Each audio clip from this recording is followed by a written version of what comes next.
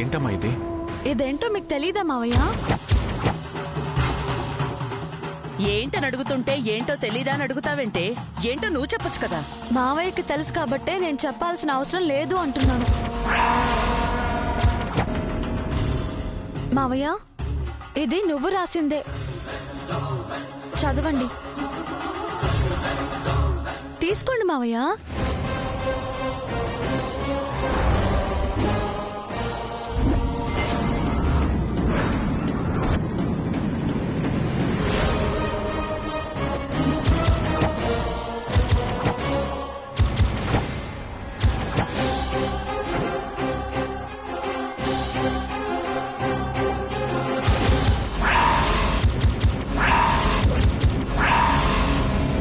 పైకి చదవండి మావయ్య.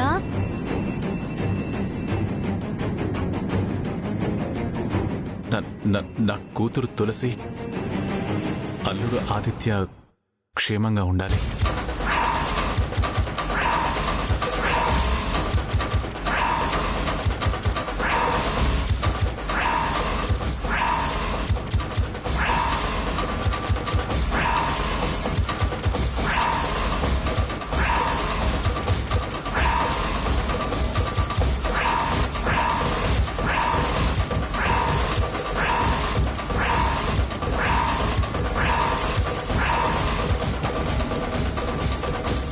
తర్వాత చదవండి మావయ్య. సంతానం కలిగి సుఖ సంతోషాలతో 10 కాలాల పాటు చల్లగా వర్ధిల్లాలి.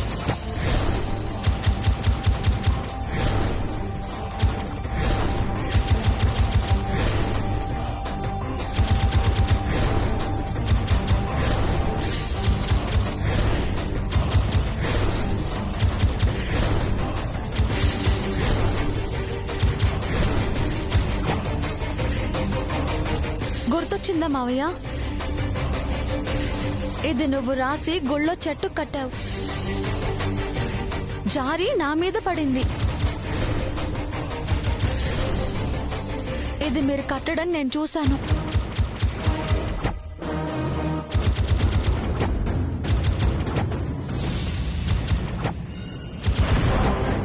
నా కూతురు తులసి ఏంటి, అల్లుడు ఆదిత్య ఏంటి మావయ్య?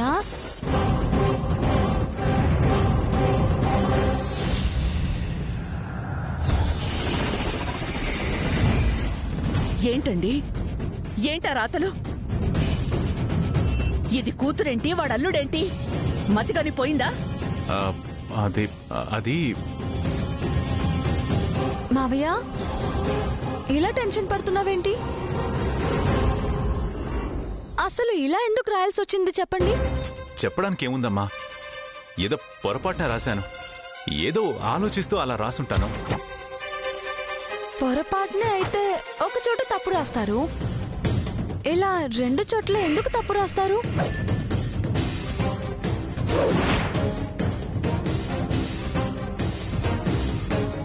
అసలు కొడుకు అనే దగ్గర అల్లుడు అని, కోడలు అనే దగ్గర కూతురు అని రాయటం ఏంటి మావయ్య?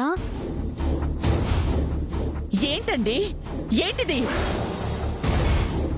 చెప్పండి మావయ్య, నాకెందుకో డౌట్ వస్తుంది.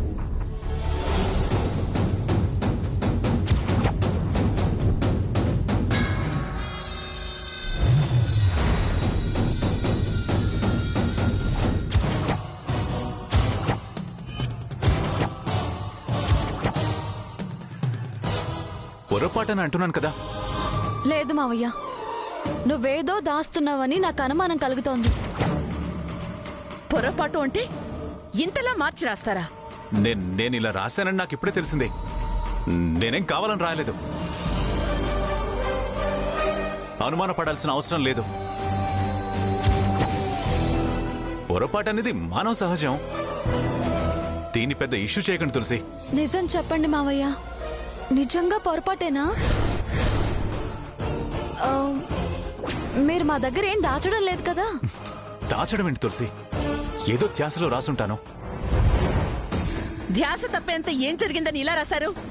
రోజు ఏదో ఒకటి జరుగుతూనే ఉంటుంది. ఈ ఇంట్లో ఎప్పుడు ప్రశాంతంగా ఉన్నాం? ఇవాళ నేను ఆదిత్య తిరిగి డ్యూటీలో జాయిన్ అవుతున్నాడని ఆనందంగా ఉన్నాను. మరోపక్క నువ్వు తులసిని కోడలుగా అంగీకరించట్లేదని బాధలో ఉన్నాను. ఈ రెండిటి కన్ఫ్యూజన్తో అలా రాశానేమో. నేను కూడా ఇలా రాశానని నాకు ఇప్పుడు చూశాకే తెలిసింది.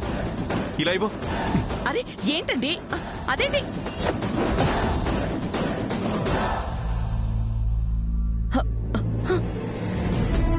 ఏదో ఉంది, లేకపోతే మావయ్య ఎందుకు ఇంతలా కంగారు పడతారు? ఎంత పరధ్యానంలో ఉంటే మాత్రం ఇలా రాస్తారా? ఈ విషయాన్ని తేలిగ్గా తీసుకోకూడదు. అసలు విషయం ఏంటో తేల్చేయాలి.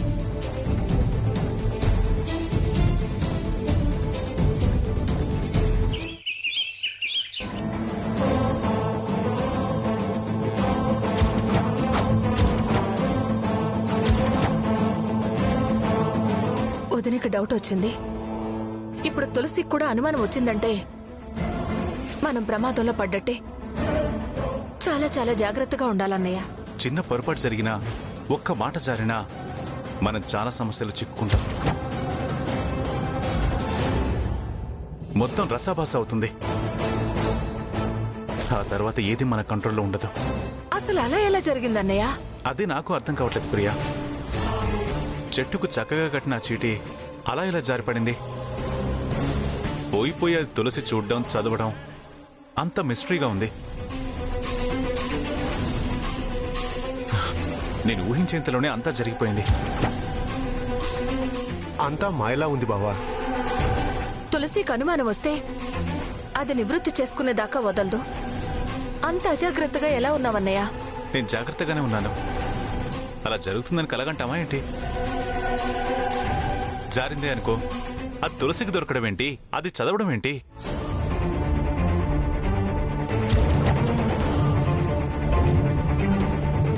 నాకు పరీక్ష కాకపోతే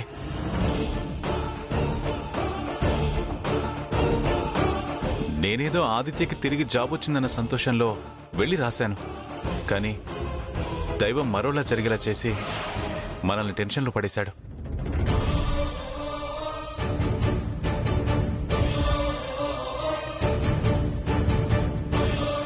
ఇంకొకసారి ఇలా జరిగితే ఆదిత్య నా కొడుకని, తులసి నీ కూతురని లోకానికి తెలిసిపోతుందన్నయ్య.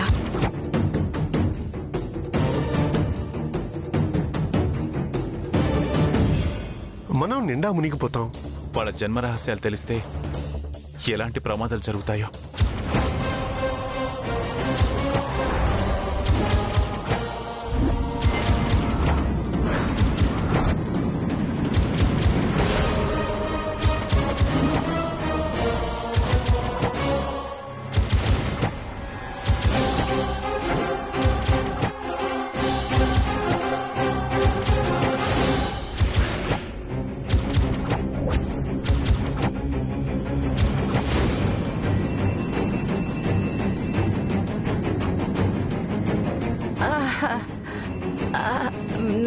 నువ్వెప్పుడొచ్చావు?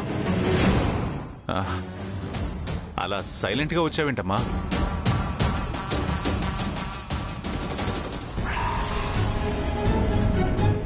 మీరు నేనొచ్చానని ఎందుకు కంగారు పడుతున్నారు? అసలు ఏమైంది?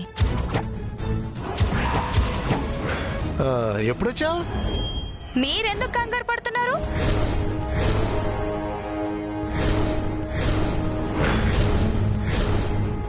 కంగారేం లేదు. సడన్ గా చూసి అలా అడుగుతున్నాను. ఎప్పుడొచ్చావు? ఇప్పుడే వచ్చానులే మావయ్య. నాతో ఏమైనా పనుండొచ్చావా? లేదు, మావయ్య ఫోన్ మర్చిపోయి వచ్చాడు. ఇదేమో అదే పనిగా మోగుతూనే ఉంది. ఇంపార్టెంట్ కాల్స్ ఏమన్నా వస్తున్నాయేమోనని ఫోన్ ఇద్దామని తీసుకుని వచ్చా. థాంక్స్.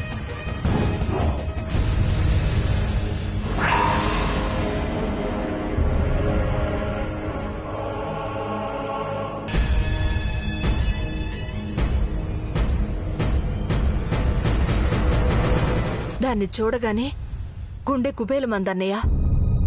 అది వినలేదని కన్ఫర్మ్ అయ్యాకే కాస్త మనసు కుదుట పడింది. అది వినుంటే చాలా పెద్ద గొడవలు అయిపోయేవి. గొడవలను చిన్నగా అంటావేంటమ్మా? ప్రళయమే ముంచుకొచ్చేది. మొత్తానికి గండం గడిచిపోయింది. ఒడ్డున పడ్డాం.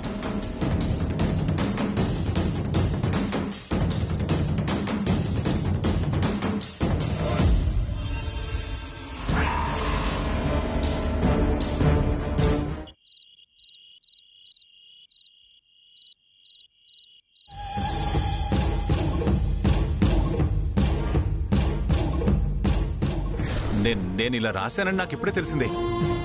నేనేం కావాలని రాయలేదు.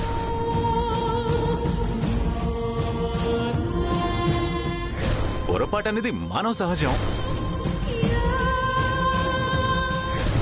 దాచడం ఏంటి తులసి? ఏదో ధ్యాసలో రాసుంటాను. అరే ఏంటండి అదేంటి? మావయ్య చీటీలో ఆదిత్యాన్ని అల్లుడు అని, నన్ను కూతురు అని ఎందుకు రాసినట్టు? ఒకవేళ పొరపాటున రాశాడు అని అనుకుంటే నేను అడుగుతుంటే ఎందుకు సమాధానం ఫోర్స్గా చెప్పాడు? మావయ్య మాట్లాడే తీరుని బట్టి చూస్తుంటే ఏదో దాస్తున్నాడు అనిపిస్తుంది. అది ఏమై ఉంటుంది? తెలుసుకోవాలి. ఆ రహస్యమేంటో ఛేదించాలి.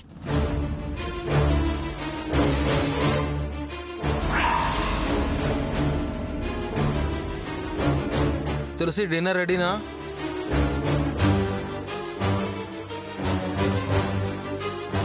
తులసి, నిన్నే. ఏంటాదిత్య? ఏంటా? వచ్చినప్పటి నుంచి చూస్తున్నాను. ఏంటో ఆలోచిస్తున్నావు.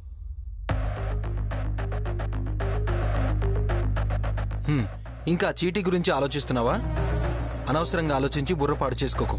లేదాదిత్య, మావయ్య చిట్టీలో ఎందుకలా రాశాడో అని నాకిప్పటికీ అర్థం కావట్లేదు. బా ఆదిత్య, ఆదిత్య చెప్పాడు కదా ఏదో కన్ఫ్యూజన్ లో రాశాను అని. నువ్వు ఇంకా దాన్నే పట్టుకుని వేలాడితే ఎలా చెప్పు? అలా ఎలా కన్ఫ్యూజ్ అవుతాడు ఆదిత్య? మావయ్య ఏవైనా చిన్నపిల్లాడా కన్ఫ్యూజ్ అవ్వడానికి? ఒకవేళ నువ్వు చెప్పినట్టు పొరపాటు పడ్డాడే అనుకో, చిట్టి చూపించి ఏంటి మావయ్య ఎందుకు ఇలా రాసావని అడిగినప్పుడు ఎందుకు కంగారు పడ్డాడు?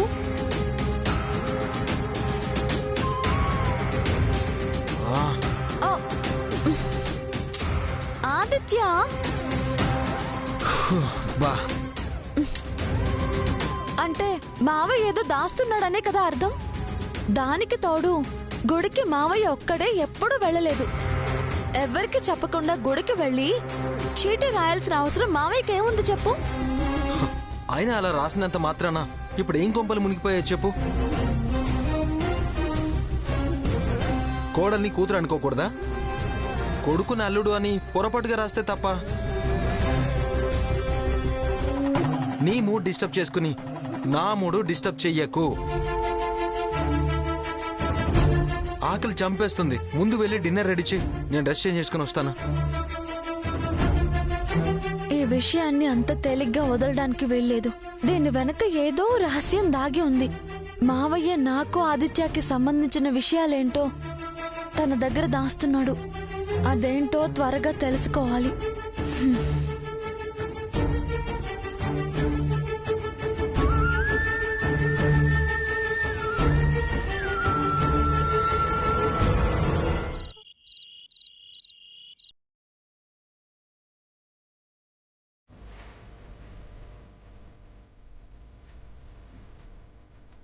ఆదిత్య, మావయ్య భోజనానికి రండి.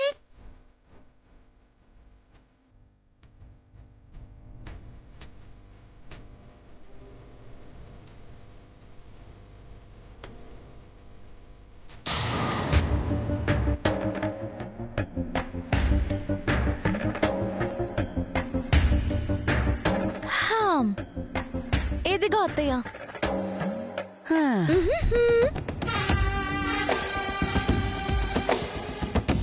ఈ తాళాలు, బరువు, బాధ్యతలు ఇంకా నీకెందుకు అత్తయ్యా?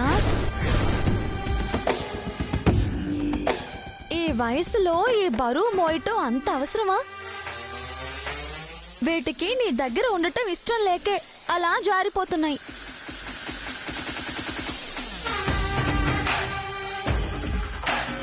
చెప్తే వినిపించుకోవు, అడిగితే ఇవ్వవు, పైగా నీ కోపం వస్తుంది. వాటంతలా అవే జారిపోతున్నాయి. ఇప్పటికైనా అర్థం చేసుకుని నాకు బాధ్యతలు అప్పగించాయి, నేను చూసుకుంటాను. నోరు మూసుకోవే రాకాసి. నీ ఆశ అంత తేలిక నెరవేరదులే. బాధ్యతలు మొయ్యడం అంటే బలాదూరు మాటలు మాట్లాడినంత తేలిక కాదు.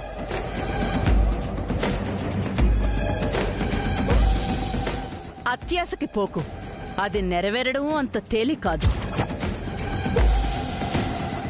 నేను బ్రతికున్నంతకాలం ఆ తాళాలు నీ చేతికి రావు. బరువు బాధ్యతలు నీకు అప్పగించడం కాదు, అసలు నీకు కోడలి స్థానమే దక్కనివ్వను.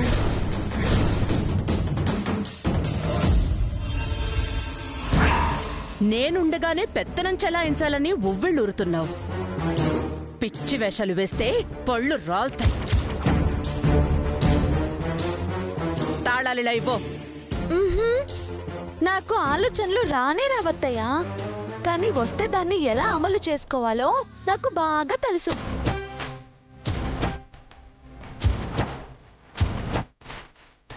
నువ్వు ఏది కాదంటే పంతంతో అది దక్కించుకోవడం నాకు అలవాటు. నువ్వు అలా చూస్తూ ఉండత్తయ్యా, ఏదో ఒక రోజు నీ నోటితోనే నా కోడలు అనేలా చేస్తాను. అలాగే నా కోడలు అని చెప్పి బాధ్యతలన్నీ నాకు అప్పచెప్పేలా నడుచుకుంటాను. కలలు కన్నంత మాత్రాన అవి నిజం అయిపోవే. ఇలాంటి కలలు వెళ్ళి వాకిట్లో పడుకుని కను. తాళాలు ఇలా ఇవ్వు. ఓ ఏంటి అత్తా కోడళ్ళు మళ్ళీ పంచాయతీ మొదలు పెట్టారా? ఇవాళ ఎన్నోసారి? అమ్మా, ఆకలి దంచేస్తుంది, అన్నం పెట్టు. రేయ్, వాళ్ళు జోరుగా పంచాయతీలో ఉన్నారా? మన ఆకలి పట్టించుకుంటారు. చాలండి సంబడం, వెళ్ళొట్టించు. నువ్వు కూర్చోత్తయ్యా.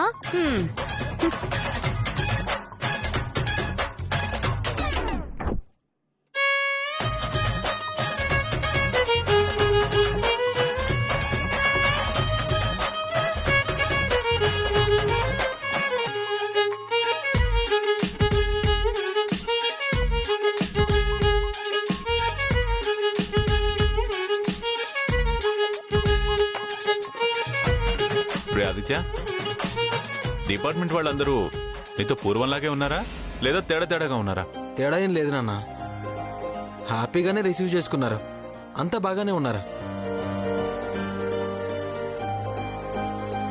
కానీ ఆ కీర్తిలో మాత్రం అస్సలు మార్పు రాలేదు. కాస్త కూడా అహంకారం పొగరు ఏమీ తగ్గలేదు.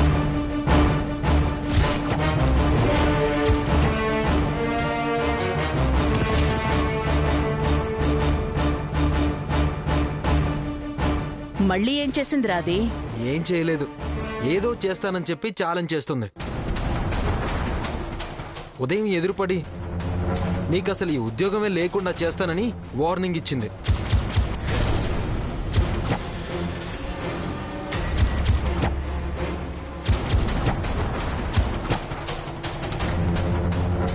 దానికేం మాయరోగం వచ్చిందిరా నీ వెనకాల పడుతోంది? మొగుడి జాబ్ చూసుకుని రెచ్చిపోతోంది. వాడు ఉద్యోగం ఊడితే గాని దీనికున్న పొగరు తగ్గి దారిలోకి వచ్చేలా లేదు. తొందరలోనే అది నెరవేరుతుందిలే అత్తయ్య. దాన్ని తల దించుకునేలా చేసి తీరుతాను. అది మీరిద్దరూ ఒకటైతే తెలుగు రాష్ట్రాల్లో తిరుగుండదు. మీరిద్దరు చేతులు కలపని చెప్తాను. మిమ్మల్ని ఎవరు గెలుస్తారో చూద్దాం.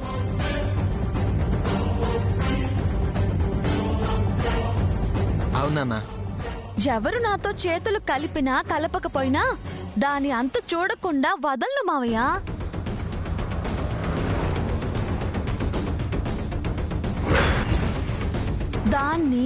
దాంతో చేతులు కలిపిన వాళ్ళని ఊరికే వదలను.